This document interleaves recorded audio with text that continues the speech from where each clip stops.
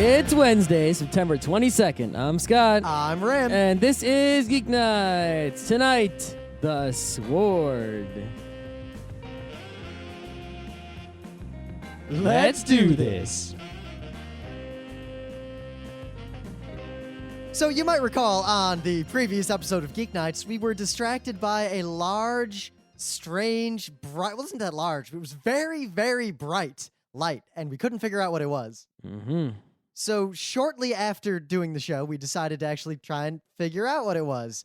And, Scott took the camera we were using for Project ST, and we discovered that it was, in fact, coming from the top of the Roosevelt Island tram, a.k.a. the Spider-Man tram. So that's what they're calling it now? I don't think anyone really knew what it was until they saw Spider-Man. Uh-huh. At least people outside of the city. Alrighty. So that's what it was. It was just a light on top of that thing, but the reason it was so bright was that later it continued to blink, but it was red. So it's ultra bright, and then when they put the red filter over it, it is not nearly as bright. Oh, yeah, I see it blinking in the same position now. Yep, out there. same position, same pattern, but now it's red, and now it is not so bright that it's painful even from miles away. Mm-hmm. I can't imagine what it was like being like in one of those buildings next to that thing. Yeah, right? And it's weird to think the light is so crazy bright, and only, putting a plastic thing over it makes it... Well, think, all the colors were getting out. Now, just red is getting out. Mm-hmm. All those other colors turn it into heat. Oh, the thing must be real hot. Like, ow, you touch it and you get burninated. That's it. That's all I got. Oh, okay. That was the thing. Did you read that, the Strange Tales? I did. How about that? It was pretty good. I believe you geek-bited this on the last Wednesday night episode. I did indeed, but I felt like mentioning it again because you read it, and I want people to really pay attention to it and purchase it because It was all right. It wasn't great. You don't think it was great? No, I don't think it was great. I think it was great. Individual comics in it were great. I really, really liked Spider-Man in the Spider-Town. Uh-huh. And I liked a lot of the really short one-off ones. And the one where the kid gets his head popped off.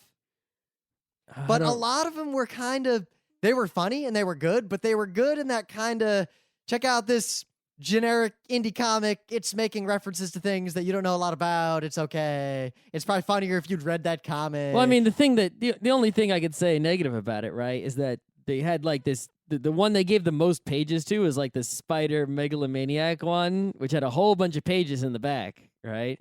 But it's like the really good stuff, like, the Perry Bible Fellowship guy and Jason, they only gave him a few pages. It's like, why couldn't the Jason one be like the whole back of the book? At the same time, look at the Jason one and the Perry Bible Fellowship ones. They had clarity of vision and focus. They had, this is my joke. I've made the joke. As soon as I have made the joke and executed it, I'm done. That's it. Oh, no. I'm not saying that they should not have removed the clarity. I'm saying they should increase the quantity, right?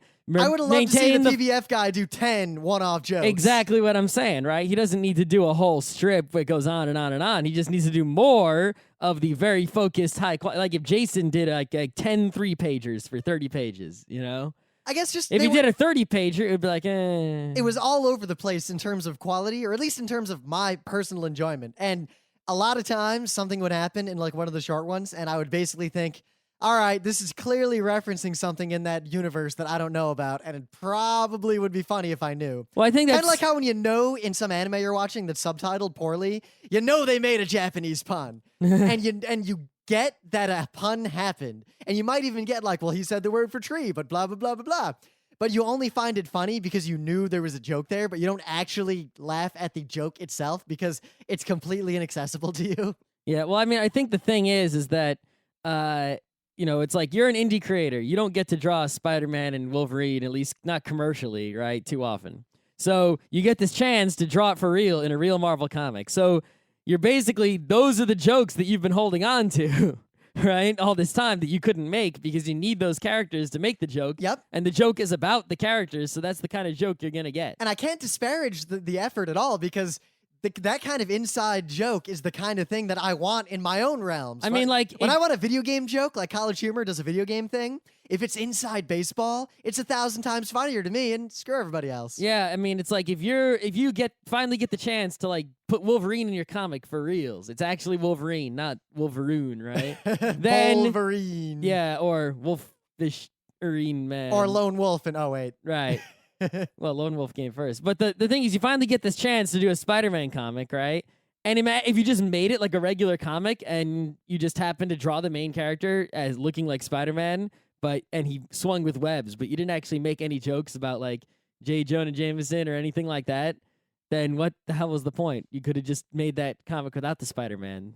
I guess who I would advertise this to seriously, like if you're not into these sorts of comics, it's good. It's worth reading. I don't know if I'd buy it necessarily, but if you are a fan of superhero, underwear pervert, those universes, this is pretty much the best gateway drug into indie comics the world has to offer you.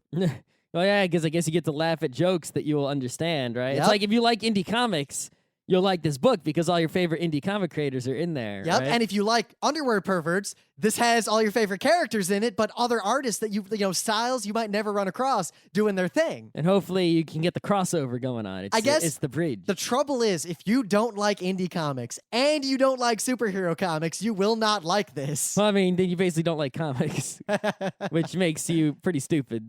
Because, I mean, that's like not liking movies or not like, I don't know. What if you're blind?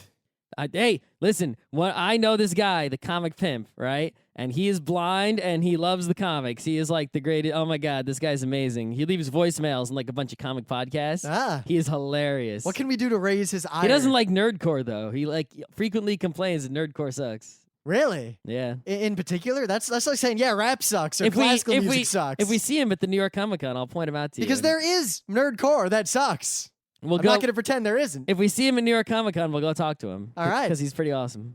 Huh. It's just interesting to me, and I'm not making light of this or making a joke, but I kind of am. I laughed a tiny bit that the blind guy's really into comics, but really doesn't like some particular kind of music. I know, right? So, you got any news for me? I know we really almost never have anime news anymore, so I'm assuming you've got some anime news. There's been all this time. So I assume something happened in the anime world. Actually, no, there was a big comic book news. Oh, great. I mean, great. Okay. So anyway, this big comic book news is basically, it's been sort of coming down the line, right? Because there have been sort of like DC. It's a DC news, by the way. Right? Oh God, I don't like the Marvel universe, like just for what it is, but I don't like the DC universe 1,000 times more. Well, anyway, except Batman. They've had some shakeups, in recent history, right? But what they've sort of been doing is they sort of doing it one step at a time, right? Instead of making one big earth-shaking shakeup, it's like they have phases almost in this shakeup. And I don't know if this is the end or not, but it looks pretty close to it. So this is a shakeup of the industry, not of like the universe. Oh no, there's 5 Batmans and one's on the moon. No, it's nothing like that. And there's some sort of infinity and terror crisis, multiple worlds. All right, it's enough from you. Okay. So it's you little guy. Basically, that's Marvel. Stanley. So basically what happened is Zuda, which is sort of their digital thing. All right. The website was closed a while ago in a previous shakeup phase. I did not even know that happened. But now they're closing down the whole thing. So the Zuda label is gone. Whoa. But any comics in Zuda that are going to survive. They're just going to say DC on them instead of Zuda on them. So whatever. So why'd they shut it down? Did they say? Because it wasn't making money. Also, their Wildstorm, right, which is also DC, they published Ex Machina and such, right? Well, Ex Machina is over, so they have no good comics left. And anyone who likes the remaining Wildstorm comics, you suck, because they suck. So they're shutting that down, too. And any remaining Wildstorm comics that they're going to keep around will be, say, DC on them. And all the Wildstorm characters that they're getting rid of, right? Because those comics are ending or just canon them. Those characters might appear in the DC universe in some other book. Who knows? And they fired, I think, like some percentage of the people at these places. All right, so a whole bunch of people lost their jobs. And basically, what they're doing is they're putting all the digital stuff, right? All DC's multimedia and digital productions are going to be on the West Coast, while all their printing and publishing is going to be in New York City. So it's like they're splitting it up 2 ways, because really, all their digital stuff is sort of way behind. Even Marvel, which is kind of slow, is ahead of DC in terms of digital comics. In terms of digital content, I note that neither Marvel nor DC have quite grasped webcomic. Well, I know, right? It's like they're really good at finding webcomic creators and eventually giving them a job doing regular old comics. But They I mean, look at the media and finance empire that Penny Arcade is, and they still do not charge for Penny Arcade. I know, right? It's like, look at Marvel, right? And they're doing a 3-panel strip. Just don't ask me. So, freaking, and Gabe and Tycho are totally, and Robert Koo, they're definitely making more money than almost any of those comic creators at Marvel or DC with their contracts. Oh, easily. There is no question. And then right? look at things like Dr. Ninja. If you say, oh, well, the comic book style format like we do wouldn't work in a webcomic, Dr. McNinja works as both a comic and a webcomic. That's right. And Dr. McNinja, he lives off that, right? Yeah. He's doing all right. I'd assume so. I don't actually know. There's a lot of Dr. McNinja t-shirts. You walk down just the street, no convention, you'll see the freaking shark high-fiving the gorilla, whatever it is. That's a good shirt. I Yeah. only don't buy it because everyone else has it. Yeah. But anyway, so yeah, the shakeup is a pretty interesting shakeup right here. And it's shaky. All right. So I kind of glad because Ex Machina ended and there's no good Wildstorm comics. So nothing at all. What comics are there right now? Nothing you care about. Really? Like it's all crap. You never know. The only reason Ex Machina was Wildstorm instead of Vertigo, right, is because it's a superhero comic, right? And Vertigo doesn't Yeah. really do the superhero stuff. So, because Why the Last Man was Vertigo, all right? And so is Fables and all that stuff. So it couldn't be Vertigo. But they didn't want, Mayor 100 in the DC universe. You couldn't have Superman flying in.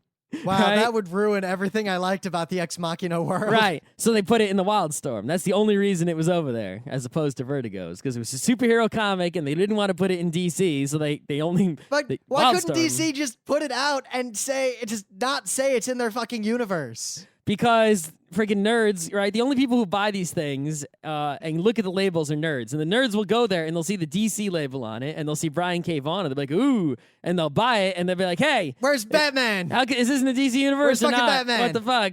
See, anime fans are one thing, and like every fandom has its. This says Viz. people. Hey, I bought this comic, right? 20th Century Boys. It says Viz on the side. How come freaking Luffy isn't in it?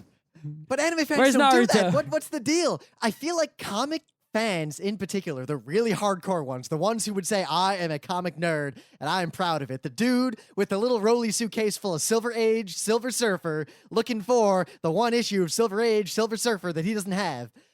I feel like anytime you interact with that industry, it's like poking an anthill with a stick. Yeah. Just, what about Batman? So I actually have some anime news, and this is actually pretty important news because How important could it be? because I don't pay attention to anime news, and it stood out, and I would have liked to known this sooner.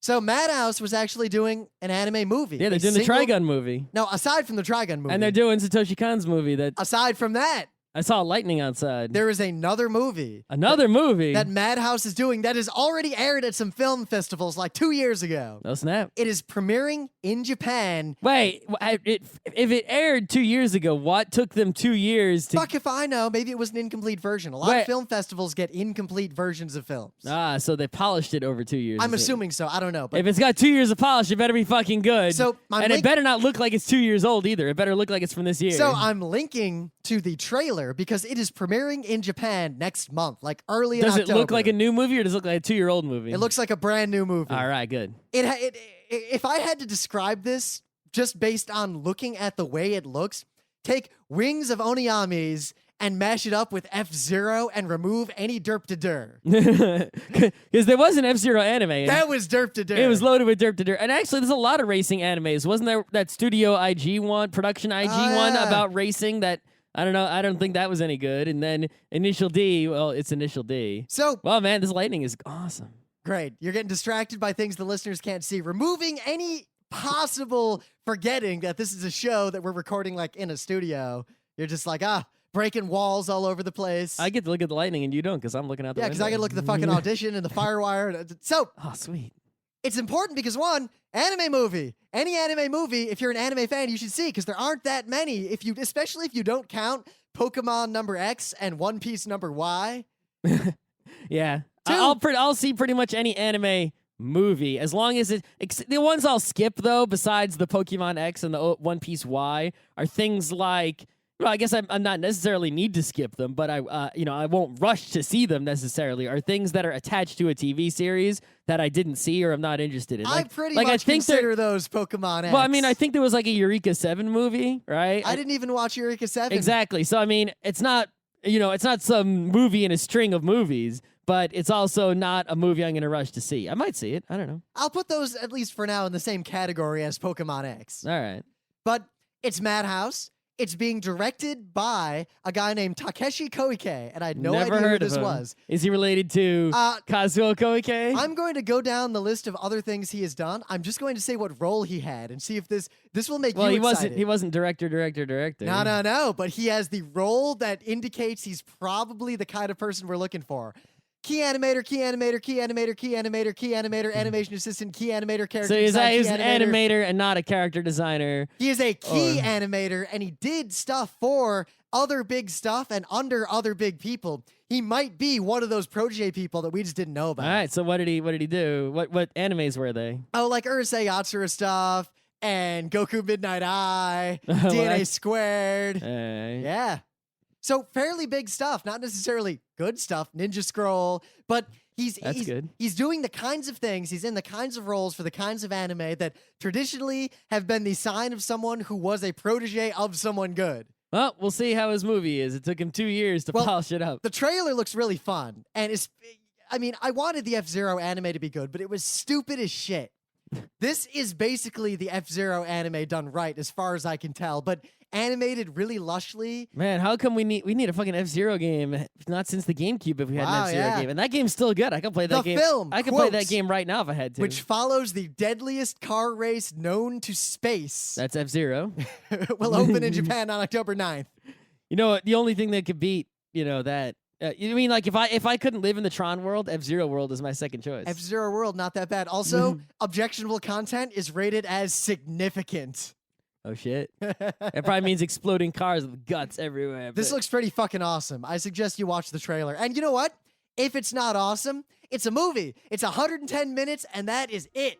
We'll find out if it's awesome or not. We'll probably see it when it comes in the Angelica or something when it comes to New York. Hopefully.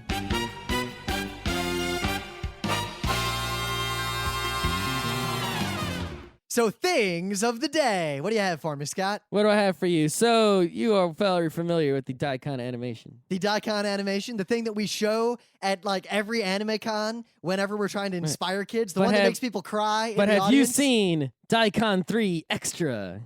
Daikon 3 Extra. Yep, this is Daikon 3 Extra. You're not hearing the audio. Because I just turned it off on my laptop. I saw someone link to this recently, but I didn't watch it. It was on the Twitter. Someone linked to it, and that's how I found out about it. So here is Daikon 3 Extra. And pretty much all it is the Daikon animation girl in her Daikon, her younger Daikon form, transforming into a whole bunch of other characters, sort of cosplaying a whole bunch. I happily recognize most of them. Yeah. And that's pretty much it. That is desperately cute. Yeah. That's the kind of thing we got to whip out at a panel, like at the end, like, hey, we got something for you. Yep. All right. So there you go. So a while ago, a long time ago, I read a webcomic. And, right when I was really getting into webcomics, like really, I was reading Mega Tokyo, Penny Arcade. Nowadays, I just read Penny Arcade. I'm going to run down my webcomics list really quick. Then I'll run down my list, because I have a bookmarks right open. Well, I read some newspaper comics, so I can do those too. So Leo, L-I-O, is a newspaper comic. It's right?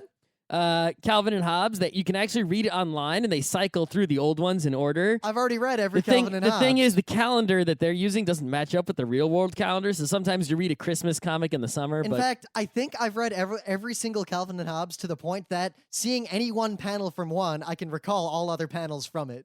Anyway, Dilbert, just because sometimes... Dilbert's not funny anymore. No, but No. The Zitz comic, right? Even though it's often not funny, the people who do that are actually like really good in terms of comics. Like they do all sorts of interesting, like they're the only ones who are actually comic artists. Most of the people in the newspaper comic strip business, right, are like Dilbert or Garfield, where they just do panel, character, copy pasta, right? But the guys who do Zitz actually do like art, and it's just cool to see like some of the stuff they do, especially when they're doing like, like big reactions of people. Like they'll have, for example, if the kid is like eating too much, they'll draw like, this like ridiculous like amount of food or just really exaggerated stuff. It's good arts. So let's see, webcomics, real life, just because of inertia. Wow, I actually legitimately honestly forgot about real life until just that second. He's still updating it. Wow. Penny Arcade, You've got that janky old real life shirt. Right, so here's real comics I'm actually reading for real. Penny Arcade, Dr. McNinja, XKCD, Boasis, which hasn't updated in forever, but it might update soon. Wondermark, Johnny Wander, Order of the Stick, Freak Angels. I guess Foxtrot's a newspaper comic, but it's only updates on Sunday. Gun Show, Hark a Vagrant, X-Cop. Wow. Right now, I read a lot of webcomics, but not kind of regularly. Like I'll go, oh yeah, and I'll read like the last 40. Every day I load that whole folder of tabs. The ones I load every day are Hark a Vagrant, Dr. McNinja, Penny Arcade, XKCD, VG Cats, Johnny Wander, and now a perverted comic called Oglaf. VG Cats, really? Yeah, VG Cats is really funny. It just never fucking updates. Anyway, so what's this Oglaf? Way back in the day when I read any webcomic I could find, I used to read a comic called The Thin H Line. It then later became Sexy Losers. Wait, you don't read Order of the Stick? I guess, yeah, I do read Order of the Stick. Okay. But I don't load it every day. Like once a week, I'll kind of go back and read whatever. All right. But anyway, The Thin H Line, a.k.a. Sexy Losers, was a perverted, like, sex comic. Okay. It was actually funny, but it was dirty. Mm-hmm. Really dirty. Unabashedly dirty. And a lot of us at RIT were into it, and it was kind of a popular thing I among wasn't anime into fans it. for a while. A lot of us were, though. Greg read it. I think Pete read it. A bunch of us read it. It was all you. All right. It was funny.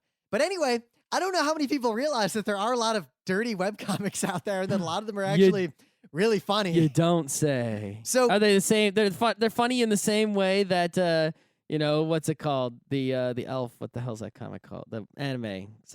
What the hell is that thing? Elf Princess Rain? Not Elf Princess Rain. The other one. Oh, Elven Bride. Elven Bride. See, that's the thing is I kept thinking Elfen Lied. I was like, hell, it's not Elfen Lied. No, God, no. God, no. So I'm like, Elven something. Well, in that they're funny, but they use sex or violence or something perverted to make the same kind of joke you'd get somewhere else. Yeah, I think the problem is that we sort of have this censorship going on, right? But it's not censorship that says, perverted comic, you cannot exist. It's censorship that perverted comic must be separate from regular comic, right? So you have some comics that are totally without any pervertedness and some comics that are nothing but pervertedness. And really, there isn't a comic out there that's just has perverted stuff mixed in with regular stuff in a balance, the same way that real life has a balance between sex and not sex. And that kind of comic doesn't really exist so much. If you go and find like a hentai anime, it's got all sex. If it's a comedy, it's got all sex jokes. Every joke is about, oh my God, dildo got stuck where, right? But if you read something that's not sexy, there's no dildo jokes in it at all. So I have 3 comics for you. 3 bad comics. They're bad in some manner. Just to point out that there are comics out there that are weird or fucked up that you might not know about. All right. So let's start with fucked up. The parking lot is full. This comic that's is old. Dead. It's dead. It ended in 2002, but the archives are online. And you might occasionally hear someone in the FRC say something to the effect of, it's goofy time. This is where that came from. This comic is fucked up. You should link directly to the It's Goofy Time. I guess I should. It's a lot like The Far Side, but fucked. Yeah, fucked not sex humor, just really fucked up humor. It's like The Far Side, The Dark Side. And then Sexy Losers, which is, the problem Scott talked about, where there are comics that are sex jokes or no sex jokes, no middle of the road. This is just sex jokes. Yep. And then there's a comic called Oglaf.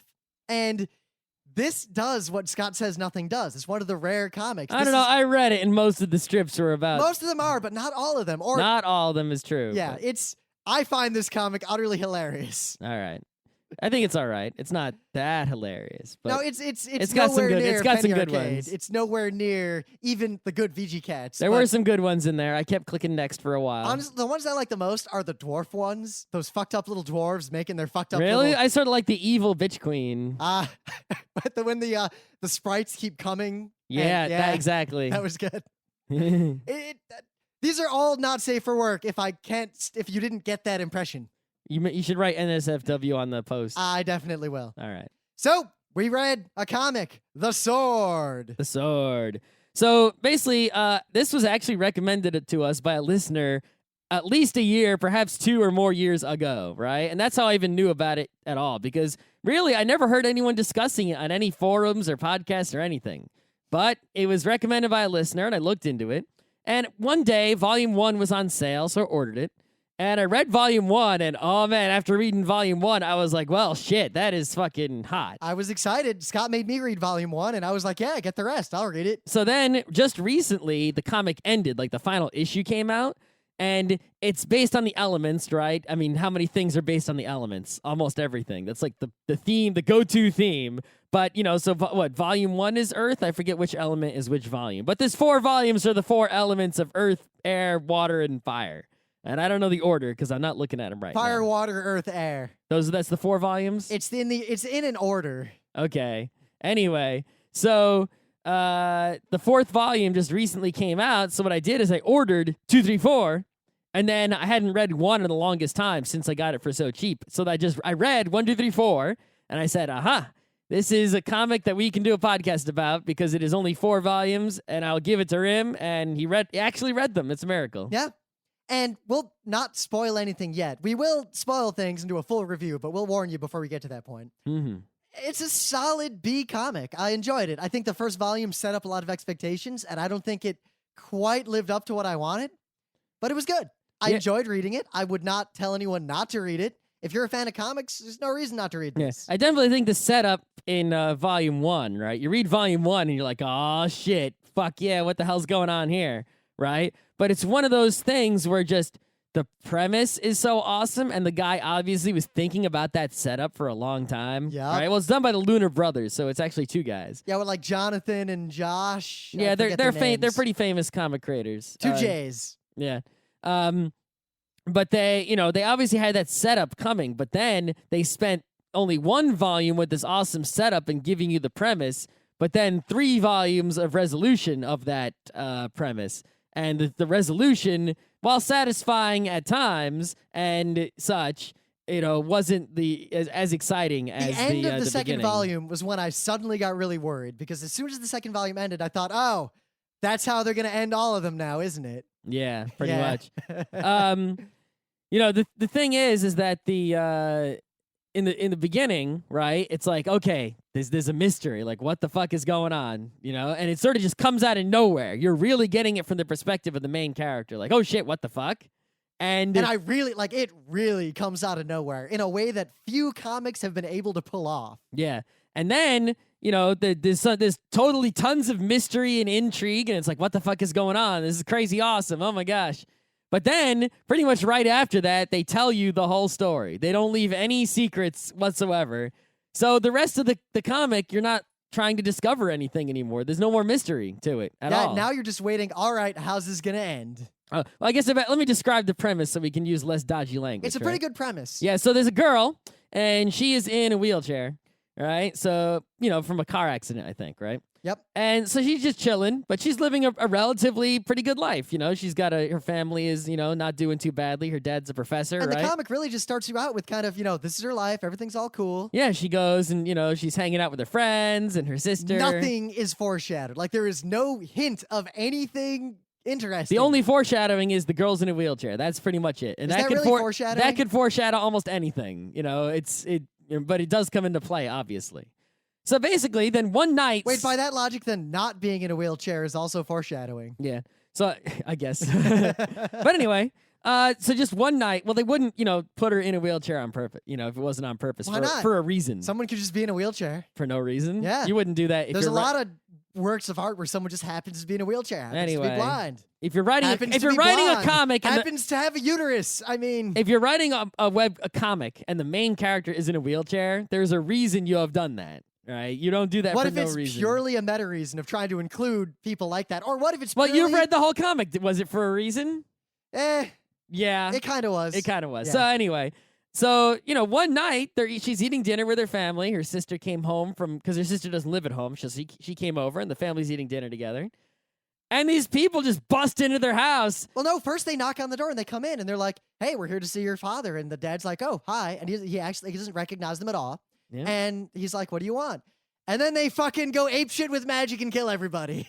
Yeah, I mean, I guess it spoils volume 1. Whatever, but that doesn't matter. That's like spoiling that Cowboy Bebop is about some people in space who Right. are bounty hunters. So basically, right, these people come into the house and they're like, give us the goddamn sword. And they're calling the dad by a different name, right? And it's Yeah, that's it. They're give us the goddamn sword. What sword? No, seriously, give us the sword. What the fuck are you talking about? Murder, murder, murder. What's the name of the Demetrios. So they're like, all right, come on, Demetrios. So it's like, so this girl who's just sitting in a wheelchair is like, why the fuck are they calling my dad Demetrios? Right? That's not his name. Now, the violence is immediate and graphic. Oh, yeah. They freaking just rip the family up. Like, they freaking, like, just boom, your head's exploded. Boom, you're on fire. You know, boom, we're setting the house on fire. And they're just having these mundane conversations with each other. So Well, why isn't he talking? Blah, blah, blah. Yeah, And the dad is just like, what the fuck? Yeah, obviously, it seems like there are these 3 people with magic powers who have, you know, they obviously are enemies with some guy named Demetrios who has a sword that they want. And they think that this dad is Demetrios. And the dad is just like, what the fuck? I don't know what you're talking about. What the fuck? And so they just use their magic and kill everybody. And it's like, whoa, what the fuck? So that is already... And it comes out of nowhere. It's like people just knock on the door and then boom, we're killing your family. Now that could already set up a pretty good comic. And this is kind of the last spoiler, but it's not a spoiler. This is like, it happens right away. Well, I mean, it's in the title of the comic. Yeah, obviously the sword is going to come into play. So long story short, she is the only survivor of this massacre and she falls into the basement and there's the fucking sword. Yeah. It's just there, right there. It's crazy how that was like the number one most genius thing in the whole comic was how this like the dad reacted like not at all to this conspiracy that was apparently true. Like apparently he was Demetrios, right? Or at least something is up. Or something is up because the sword that they were looking for was in his house, in his basement, right? Hidden down there, right? And so magic people come looking for a sword, you know, and it is there. But the dad, who you would assume was the one who knew about it, right? Totally didn't give anything away at all until the end and was killed. It's like if I had, say, a secret robot in the basement and the government came looking for it, and I was like, I just said to the very end, I don't know what you're talking about, and and I let them kill me before I go and get in the robot and defend myself. It's like if you have the secret robot, you go get it and defend yourself. Maybe there's something else up that we don't know about, and maybe we have to read the comic to see why the sword was actually there and what this whole story is. Yeah. But, you know, basically it goes from there for 3 more volumes. And, you know, I think it's really original. I mean, I'd never read any story that, you know, went like that before. You know, usually if there's some sort of conspiracy, right, it's like it's uncovered and there's a hint about it and then it's revealed. And then, you know, whoever it was revealed comes out and spills the beans. And that's the typical, you know, pathway, right? Or it's an Indiana Jones kind of thing where nobody knows the secrets, but they slowly discover them. The only other thing I'll say, and otherwise, I mean, we'll kind of end the review and get into the spoilers, because I got some things to say about this comic, having read it all, is that the government pretty much does what you'd expect, and that was surprising. Kind of like Bokurano. The government did exactly what you'd expect. There's a fucking robot? Oh shit, let's go. Well, it's not just the government, right? It's like all kinds of characters are acting intelligently based on the information that they have and the experiences they've had, right? And it's like they try something, it didn't work, so they're not going to try that again. Yep. You know, or I know this, therefore I'm going to be smart and do this. Nobody does anything sort of stupid or for no reason. I mean, you know, everyone sort of acts according to their motivations, their goals, and intelligence. Nobody goes like crazy and does something stupid that they shouldn't have done that causes unnecessary conflict. You know, the only conflicts are the real conflicts that matter.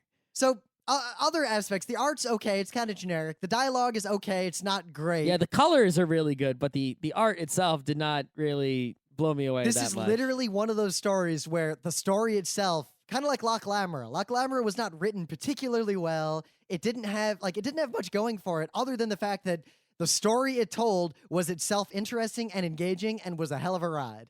Mm-hmm. That the story matters more than the way the story is told. Like this could have been a movie. And in fact, reading it, it'd probably be a good movie. Like in fact, the panel, I showed it to Luke Burrish. You know, I was hanging out with him in Bryant Park today. And he was like, yeah, this art really does nothing for me. And we discussed it. And it looks like storyboards to a movie. It might as well have been a comic or a novel or a movie. It doesn't matter. I wonder if it's been optioned. It doesn't say anything on Wikipedia. I guess the point I'm making is that you know how sometimes there's a comic that uses the medium of comic to do something interesting, or a movie that couldn't be told in a comic, or like the Prince of Nothing books, you could make them a movie, but they wouldn't be the same thing because you couldn't tell the same story in the different medium.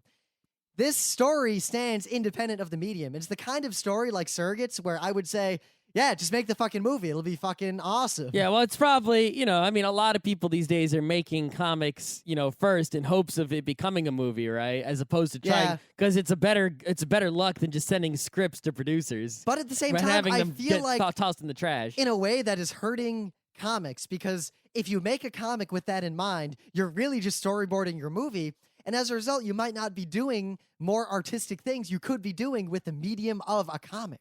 Well, yeah, but I mean, the thing is, anyone who could be doing artistic things within the comic medium are already doing them, right? And this, because this being made doesn't block something else better from being made. The only time we can actually complain is if someone who, like if Jeff Lemire did a totally generic comic that he wanted to make a movie He's for. doing Superboy. I'm going to buy the first issue. I'm excited about that. For 75 cents. Jeff Lemire is, like we said way back he was a rising star, and yeah, he's a rising star. We'll see if it's any good. We'll see. Anyway. So this is totally worth reading. It's like a B+ comic. Yeah, if you can get it from like the library, or if you can buy like some used... borrow it from someone. It's 4 trades, but I think 2 months from now, or like in November, they're going to come out with like this complete edition, like one hardcover that has the whole thing in it. So I don't know which one's going to be cheaper. Maybe the hardcover will mean you can get the 4 trades at a discount. Look, just try to save money when you buy it. Get the 4 trades, get the hardcover. Getting all the issues is probably going to be a pain in the ass. It's 24 individual issues, so that's not an easy purchase, especially since they came out over the course of 2 years. Issue 1 was in April 2008. And the last issue was in July 2010. So it's not gonna be easy to get every issue if you weren't buying them all along. So very briefly, before we get on to the spoilers, we forgot to do the meta moment. Oh shit! I only have 2 things I want to talk about because this is a Wednesday night show. On October 8th, 9th, and 10th is the New York Comic Con, New York Anime Festival in New York City. We'll be doing a panel on Friday night, and it's going to be awesome. It's going to be a big mega con, the first double con like this ever. Yep. It'll be something to see. The weekend before that, on Saturday afternoon at Kinokuniya in New York City, in Manhattan by Bryant Park. Are we definitely doing that? We are doing an event there. I cannot say more yet. We will be there doing a half-hour kind of mini panel event, and we'll be able to hang out, answer questions. So if you're a fan and you want to actually see us, talk to us, hang out, say hi, on Saturday, October 2nd at Kinokuniya is a much better chance of seeing us in a position where we are able to talk to you than the New York Comic Con, New York Anime Festival will be. We'll also be at 10/10/10, the Burning Wheel Con, over the same weekend as the Double Mega Con, but who knows which times will be at which con and which times at the other, who knows? And the book club selection is Ray Bradbury's Golden Apples of the Sun. Next Thursday or so, we will be doing that show. I'm almost done. I got like 2 or 3 more stories to read. Yeah, I think you've already read then the story that is my favorite, far and away. Is it the one about television? That's a good story. No, mine's the one about the Emperor and the flying machine. Oh, that's an okay one. Just for the line at the end. Yeah, it's a good one. The line at the end sells that story, because that story, I think, has the most practical application to modern day of any of the stories. Yeah, definitely. Yeah. So, spoilers, if you have not read The Sword, do not fucking listen any further. I'm not Or kidding. if you never plan on reading The Sword. No. You should read The Sword, because what we're going to do is tell you all the events. If you know what's going to happen, there is little artistry in the way it is told toward the end. You will lose much of the enjoyment of reading The Sword. Even though I've already described the first issue to you, it's still really, that's not, I sort of knew what the first issue was about a little bit before I read it. Not much, but it'll still be good. It's not spoilable, right? But the rest of the comic is pretty just, it's just the story. So if I tell you the story, it's not spoiling it as in, oh, I've ruined a surprise. It's spoiling it as in, it's completely redundant with the comic. I'm giving you pretty much the exact same experience. There are moments later where a fact about the way the sword works is revealed, which has ramifications, and now you wonder, well, how are those ramifications going to make this end? Especially when you think back to like the family on the boat. Oh my God. And the answer to that is poorly. Very poorly. So, spoilers from this point forward. Mm-hmm. I was kind of surprised by the fact that the story was actually simpler than I expected.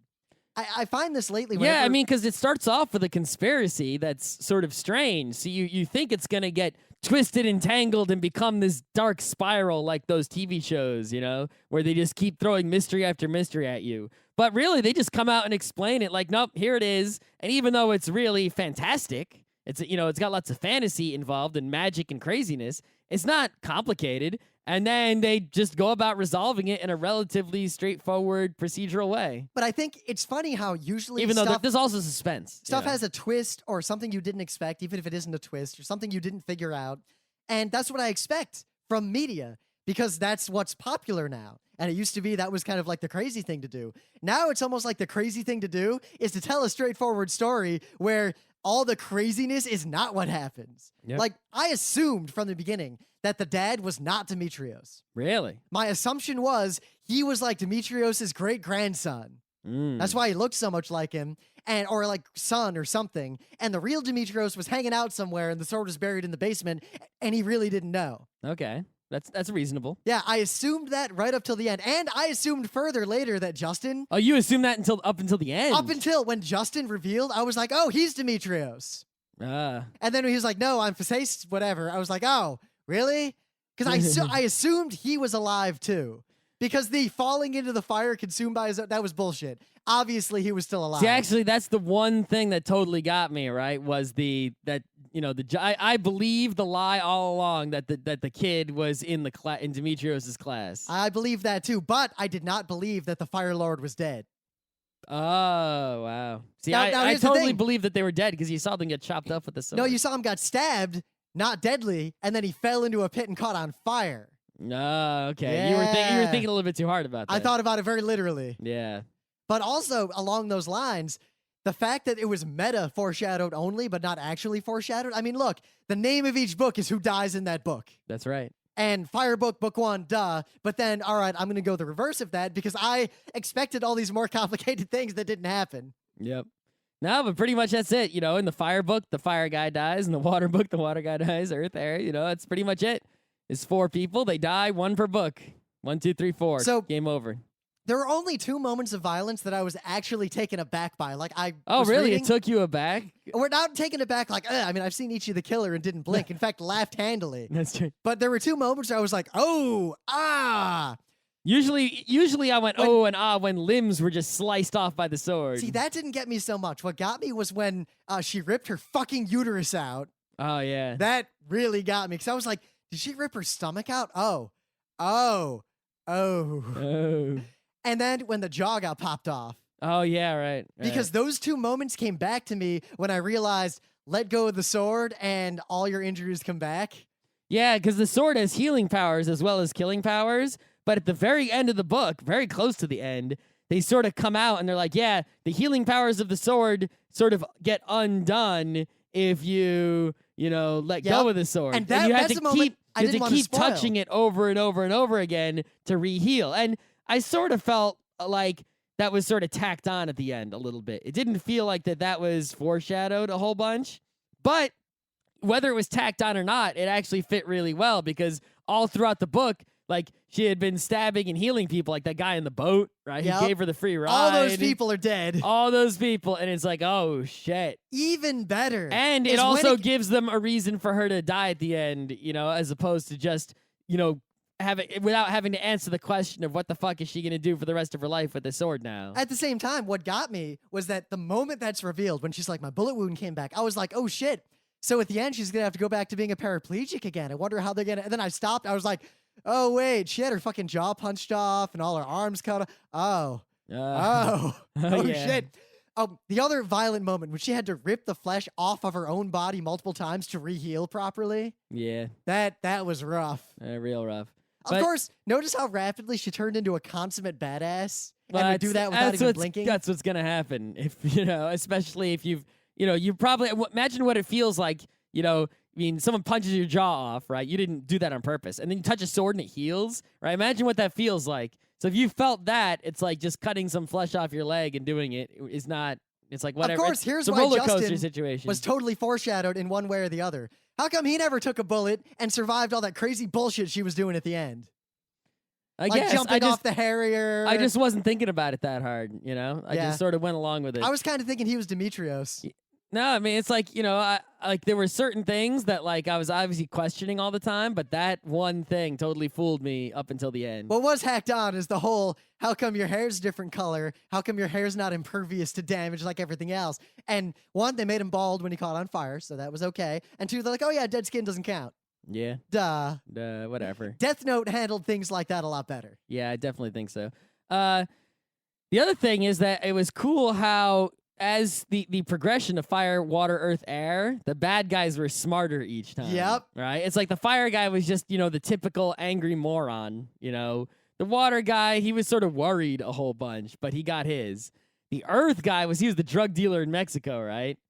He actually had some freaking brains, you know? He didn't have big enough brains, even when he turned into a giant, which is totally freaking awesome. But you know, his problem was overconfidence. Air right? was too easily tricked at the end. She was too smart and then suddenly got stupid. That's true, but she was way smart. You know, when she her whole thing up until her demise, she was doing way smart, awesome stuff. Like, yeah, Earth Guy gets points for making a giant robot out of mud and then trying to kill with that. That's a genius idea. Yeah. He just, you know, if he wasn't so confident, he would have pulled it off too.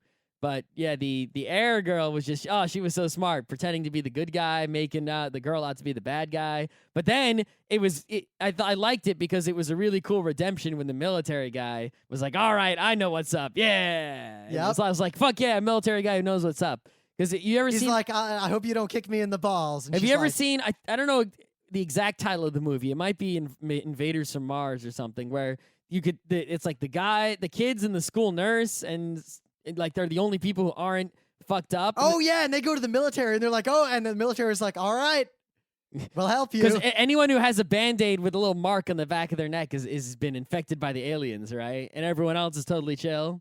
And there's almost no one left who's totally chill. And they go to the military and like, let us see the back of your neck.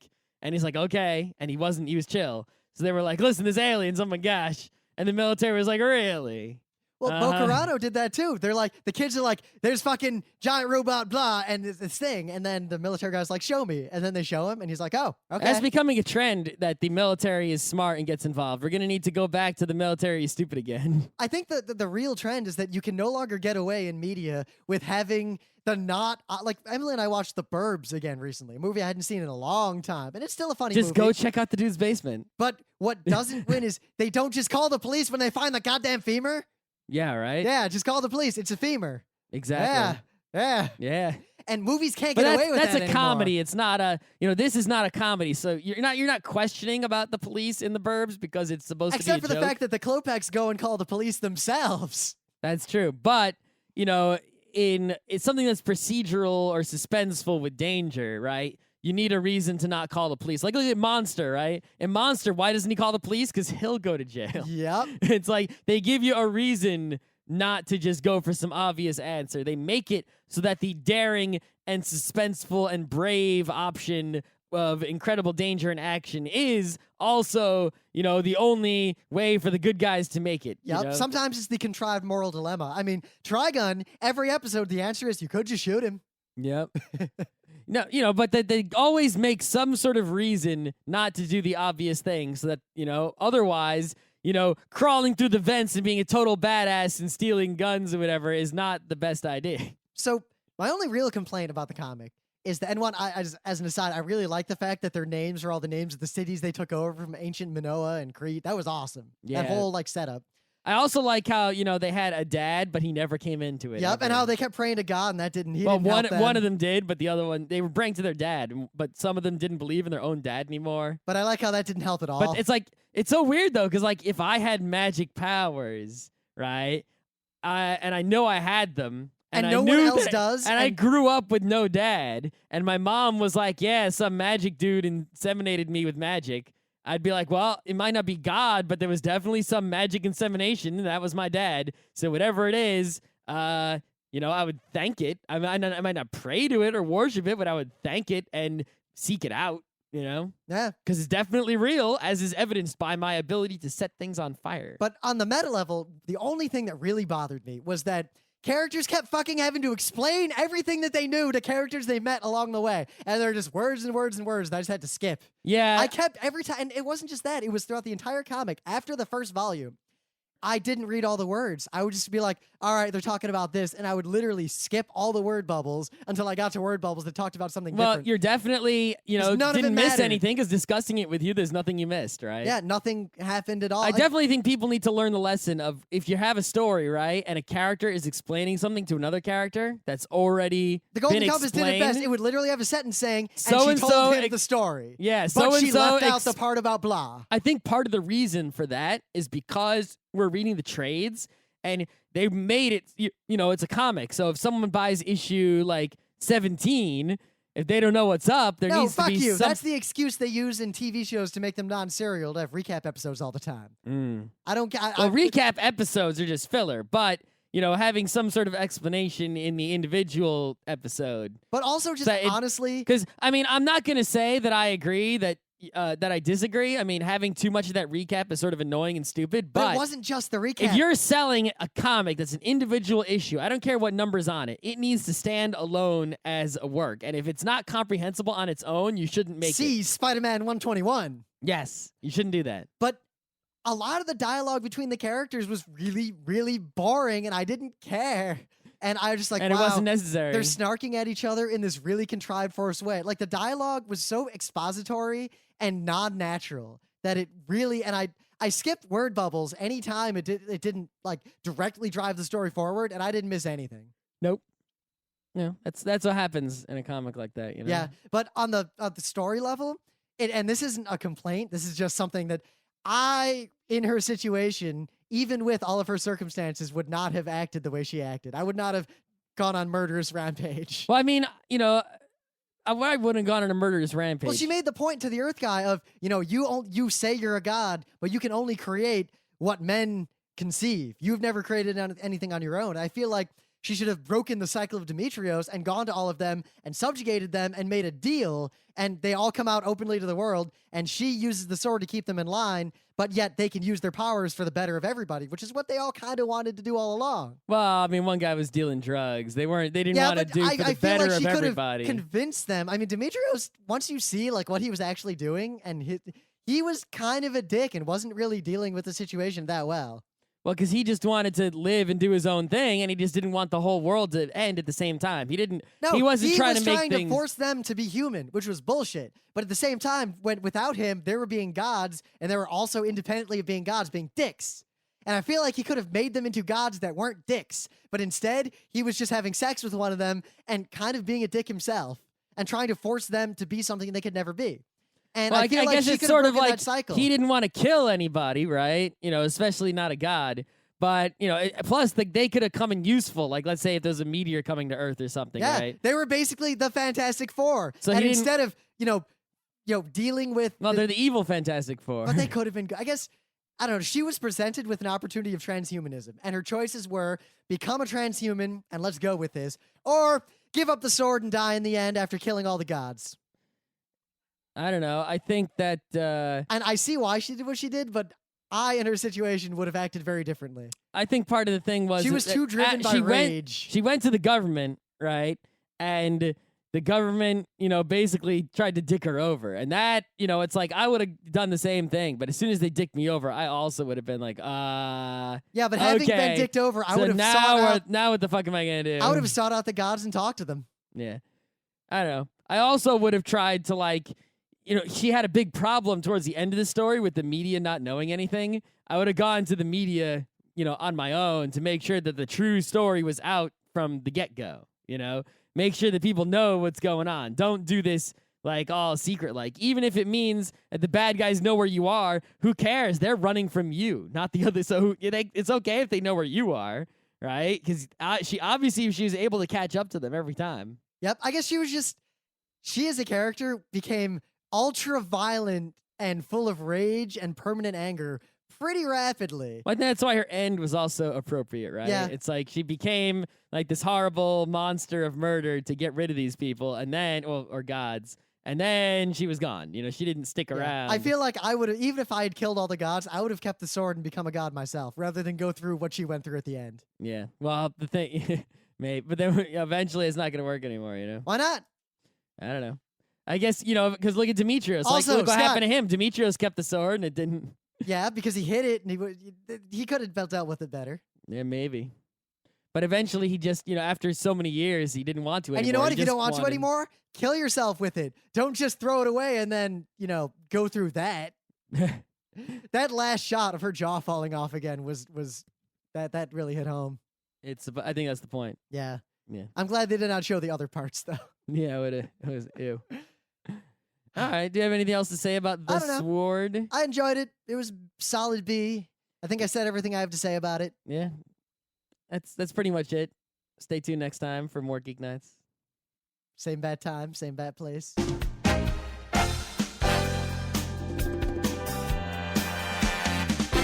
This has been Geek Nights with Rim and Scott. Special thanks to DJ Pretzel for the opening music, Kat Lee for web design, and Brando K for the logos. Be sure to visit our website at frontrowcrew.com for show notes, discussion, news, and more. Remember, Geek Nights is not one, but 4 different shows. Sci-Tech Mondays, Gaming Tuesdays, Anime Comic Wednesdays, and Indiscriminate Thursdays. Geek Nights is distributed under a Creative Commons Attribution 3.0 license. Geek Nights is recorded live with no studio and no audience. But unlike those other late shows, it's actually recorded at night.